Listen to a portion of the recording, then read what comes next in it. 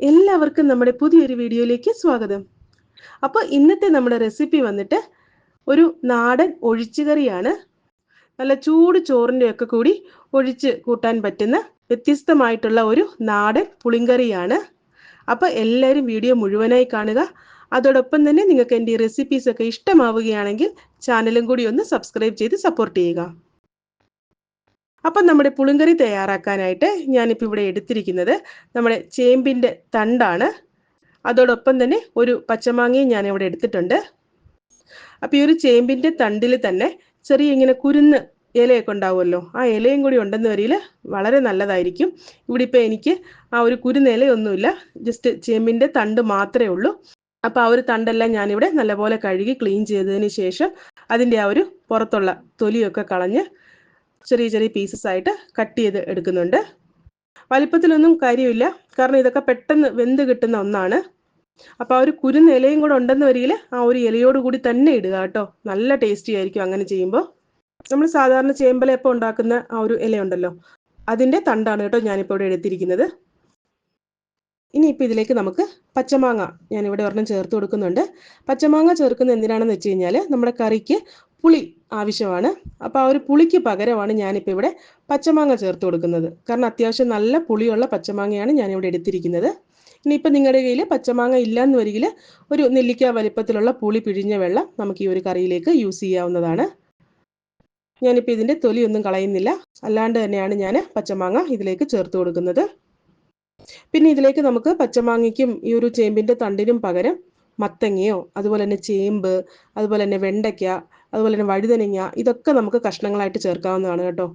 ഇതെല്ലാം വേണം നിർബന്ധമില്ല, ഏതെങ്കിലും ഒരു പച്ചക്കറി വെച്ചിട്ട് നമുക്ക് ഈ ഒരു കറി തയ്യാറാക്കാവുന്നതാണ്. ഇനി ഇതിലേക്ക് നമുക്ക് നമ്മുടെ ഒരു കഷ്ണങ്ങളെല്ലാം വേകാൻ ആവശ്യമായ വെള്ളം ഒഴിച്ചു കൊടുക്കാം. ചേമ്പിൻ്റെ തണ്ടും പച്ചമാങ്ങ ആയതുകൊണ്ട് തന്നെ നമുക്കിത് പെട്ടെന്ന് വെന്ത് കിട്ടും. അടുത്തതായിട്ട് നമുക്കിതിലേക്ക് ഒരു ടീസ്പൂൺ അളവിൽ മഞ്ഞൾപ്പൊടി ചേർത്ത് കൊടുക്കണം. അതോടൊപ്പം തന്നെ നമുക്ക് ഈ ഒരു കറിക്ക് ആവശ്യമായ ഉപ്പും കൂടി ഈ സമയം ചേർത്ത് കൊടുക്കാം. ഇനിയിപ്പോൾ നമുക്ക് ഇതെല്ലാം കൂടി നല്ലപോലെ ഒന്ന് വേവിച്ചെടുക്കണം. അപ്പോൾ കഷ്ണങ്ങളെല്ലാം നല്ലപോലെ ഒന്ന് വെന്ത് വരട്ടെ. ആ ഒരു സമയം കൊണ്ട് നമുക്കിതിന് വേണ്ടിയിട്ടുള്ള ഒരു വറവ് തയ്യാറാക്കിയെടുക്കാം. അപ്പോൾ ഇത് വന്നിട്ട് ചെറുതായിട്ടൊന്ന് വറുത്ത് അരച്ച് വെക്കുന്ന പുളിങ്കറിയാണ് കേട്ടോ. അതിനായിട്ട് ഞാനിപ്പോൾ ഇവിടെ ഒരു പാൻ അടുപ്പിൽ വെച്ചിട്ടുണ്ട്. ഇതിലേക്ക് ഇപ്പോൾ ഞാനിവിടെ ഒരു 4 വറ്റൽമുളക് ചേർത്ത് കൊടുക്കുന്നുണ്ട്. ഞാനിപ്പോൾ ഇവിടെ കാശ്മീരി മുളകാണ് ചേർത്തിരിക്കുന്നത്. അതാകുമ്പോൾ നമ്മുടെ കറിക്ക് അത്യാവശ്യം നല്ല കളറും എന്നാൽ ഒരുപാട് എരിവും ഉണ്ടാവില്ല. ഇനി ഇതിലേക്ക് നമുക്ക് ഒരു 1/4 ടീസ്പൂൺ ഉലുവ ചേർത്ത് കൊടുക്കാം. ഉലുവ ഒരുപാട് ചേർക്കരുത്, ഒരുപാടായി കഴിഞ്ഞാൽ നമ്മുടെ കറിക്ക് നല്ല കയ്പുണ്ടാവും. അപ്പോൾ അതുകൊണ്ട് തന്നെ ഉലുവ ചേർക്കുമ്പോൾ കൂടി പോകാതെ പ്രത്യേകം ശ്രദ്ധിക്കണം. 1/2 മുതൽ 1/4 ടീസ്പൂൺ വരെ ചേർത്ത് കൊടുത്താൽ മതിയാകും. ഇനി ഇതെല്ലാം കൂടി നമുക്ക് നല്ലപോലെ ഒന്ന് ഡ്രൈ റോസ്റ്റ് ചെയ്തെടുക്കാം. ഉലുവയൊക്കെ പെട്ടെന്ന് തന്നെ റോസ്റ്റായി വരും, കരിഞ്ഞു പോകരുത്. ലോ ഫ്ലെയിമിൽ വെച്ചിട്ട് വേണം നമ്മളിത് റോസ്റ്റ് ചെയ്തെടുക്കാനായിട്ട്. അപ്പോൾ ഇതാ കണ്ടില്ലേ, ഉലുവയെല്ലാം ഇവിടെ നല്ലൊരു ബ്രൗൺ കളറായി വന്നിട്ടുണ്ട്. ഈ സമയം ഞാൻ ഇതിലേക്ക് 1/2 മുറി തേങ്ങ തിരുവിയത് ചേർക്കുന്നുണ്ട്. കപ്പ് അളവിൽ പറയുവാണെങ്കിൽ ഏകദേശം ഒരു 1.5 കപ്പോളം തേങ്ങ ഉണ്ടായിരുന്നു. അടുത്തതായിട്ട് നമുക്കിതിലേക്ക് സവാള, ഒരു പകുതി സവാള ചെറുതായിട്ട് അരിഞ്ഞത് ചേർത്ത് കൊടുക്കാം. സവാള സ്കിപ്പ് ചെയ്യാതെ ചേർത്ത് കൊടുക്കണം. ഇത് ചെറിയൊരു പൊടിക്കൈയാണ് കേട്ടോ. നമ്മുടെ കറിക്ക് നല്ലൊരു മണവും രുചിയും കിട്ടാനായിട്ടാണ് ഞാനിവിടെ സവാള ചേർത്ത് കൊടുത്തിരിക്കുന്നത്. ചെറിയ ഉള്ളി ചേർത്ത് കൊടുത്താലും മതിയാകും. അടുത്തതായിട്ട് നമുക്കിതിലേക്ക് ഒരു 2-3 തണ്ട് കറിവേപ്പില ചേർത്ത് കൊടുക്കണം. അതിനുശേഷം ഇതെല്ലാം കൂടി നല്ലപോലെ ഒന്ന് ചൂടാക്കി എടുക്കണം. ഒരുപാട് സമയമൊന്നും വേണ്ട, ഒരു 1-2 മിനിറ്റ്. സവാളയൊന്നും അങ്ങനെ സോഫ്റ്റ് ആയിട്ടൊന്നും വരേണ്ട ആവശ്യമില്ല. അപ്പോൾ തേങ്ങയെല്ലാം ചെറുതായിട്ടൊന്ന് ചൂടാക്കി എടുത്താൽ മതിയാകും. അപ്പം നമ്മുടെ ഈ ഒരു വറവ് ചൂടാക്കുന്ന സമയത്ത് നല്ലൊരു മണമൊക്കെ വരും കേട്ടോ. നല്ല മണമായിരിക്കും നമ്മൾ ഇത് ചെയ്യുന്ന സമയത്ത്. ഇതൊക്കെ കണ്ടില്ലേ, ഒരുപാട് സമയമൊന്നുമില്ല, ജസ്റ്റ് 1 മിനിറ്റ് ഒന്ന് ചൂടാക്കി എടുത്താൽ മതിയാകും. സവാളയൊന്നും സോഫ്റ്റ് ആയിട്ടൊന്നുമില്ല. ഞാനിപ്പോൾ ഇവിടെ സ്റ്റവ് ഓഫാക്കിയിട്ടുണ്ട്. ഇനിയിപ്പോൾ ഇത് നല്ലപോലെ ഒന്ന് തണുത്ത് വരട്ടെ. അപ്പോൾ അതാ നമ്മുടെ തേങ്ങയെല്ലാം ഇവിടെ നല്ലപോലെ തണുത്ത് വന്നിട്ടുണ്ട്. ഞാനിപ്പോൾ ഇതെല്ലാം കൂടി ഒരു മിക്സിയുടെ ജാറിലേക്ക് മാറ്റുന്നുണ്ട്. അതിനുശേഷം 1/2 കപ്പ് വെള്ളം നമുക്കിതിലേക്ക് ഒഴിച്ചു കൊടുക്കാം. ഇനിയിപ്പോൾ ഇതെല്ലാം കൂടി നല്ലപോലെ ഒന്ന് അരച്ച് കൊണ്ടുവരണം. നല്ല വെണ്ണ പോലെ അരയ്ക്കേണ്ട ആവശ്യമൊന്നുമില്ല. നമ്മൾ ചമ്മന്തിയൊക്കെ അരയ്ക്കില്ലേ, ചെറിയൊരു തരിതരിപ്പോട് കൂടി തന്നെ നമ്മളിത് അരച്ച് എടുക്കണം. അപ്പം ഞാൻ ഇതെല്ലാം ഇവിടെ അരച്ചെടുത്തിട്ടുണ്ട്. ഇതാ കണ്ടില്ലേ, ഈ ഒരു പരുവത്തിൽ വേണം നമ്മളിത് അരച്ചെടുക്കാനായിട്ട്. അപ്പം വെള്ളം നമുക്ക് ആവശ്യത്തിന് ഒഴിച്ച് അരച്ചെടുക്കാം കേട്ടോ. ഞാനിപ്പോൾ ഇവിടെ ഏകദേശം ഒരു 1/2 മുതൽ 1/4 കപ്പ് വെള്ളം വരെ ഞാൻ ഇതിലേക്ക് ഒഴിച്ചു കൊടുത്തിട്ടുണ്ട്. അപ്പോൾ ആ ഒരു സമയം കൊണ്ട് തന്നെ നമ്മുടെ കഷ്ണങ്ങളെല്ലാം ഇവിടെ ആവശ്യത്തിന് വെന്ത് വന്നിട്ടുണ്ട്. ആ ഒരു ചേമ്പിൻ്റെ തണ്ടും പച്ചമാങ്ങ ആയതുകൊണ്ട് പെട്ടെന്ന് തന്നെ വെന്ത് കിട്ടി. ഇനി ഇതിലേക്ക് നമുക്ക് നമ്മൾ തയ്യാറാക്കി വെച്ചിരിക്കുന്ന അരപ്പ് ചേർത്ത് കൊടുക്കണം.